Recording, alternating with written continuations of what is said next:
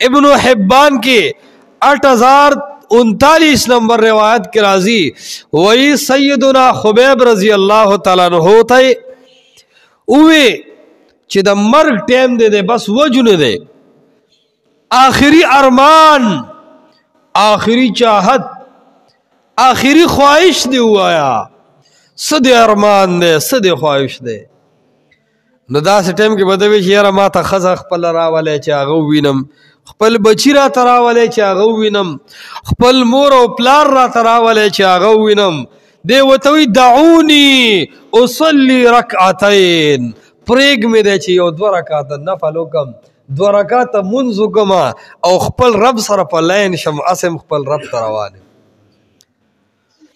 نو عالمان ذکر کی بھی دا منز لگ لنڈو کو چا سلام جربا سو نو ورتوی لولا ان ترو انما بی جزع من الموت لزدتو وی کچری دا خیال میں نرات لک منزوگ دوما نو اصلی تاسو آئی دا مرگ نیریگی نو منزوگت کو دا مرگ نیریگی نو اس منزوگ دی ٹیم بچت کئی وی کدا یارا نوی لزدتو نو دیر خوند پا دی منز کے دا منز میں موگت کڑوی سیدنا خبیب تا دا منز پاتا دا سیدنا خبیب تا پاتا دا چی رب مخاطب کے اور رب سرگا گے گی دے کہ کم مزدہ کم لذت دے اور کم خوند دے اور بیا یو گرم دیگی باندے کڑے ہوئے خودکولے وے سیدنا خبیب رضی اللہ تعالیٰ عنہ اغیت ویشتو دا اغین مخ کے سیدنا حبیب اشعار ویلی دی دا شہادت نمخ کے اغوی لست عبالی حین اقتل مسلما علا ای شق کان للہ یا فی اللہ مسرعی اغوی لست عبالی اس پروامی نشتا حین اقتل مسلما کل چیزا پدا سے حال کے وجل شم چیزا مسلمان یم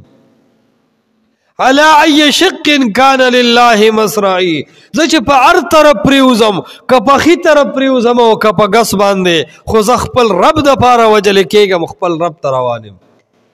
او بیاوی وذالک فی ذات الالہ لہو وعیشا یبارک علی اوصالی شلو ممزعی وی زد اخپل رب دا پارا وجل کیگم نوی چاگو غواری زما دا روانو جال اڈو کے با اغرب را یوزے کی اماتا بخوشالے راکی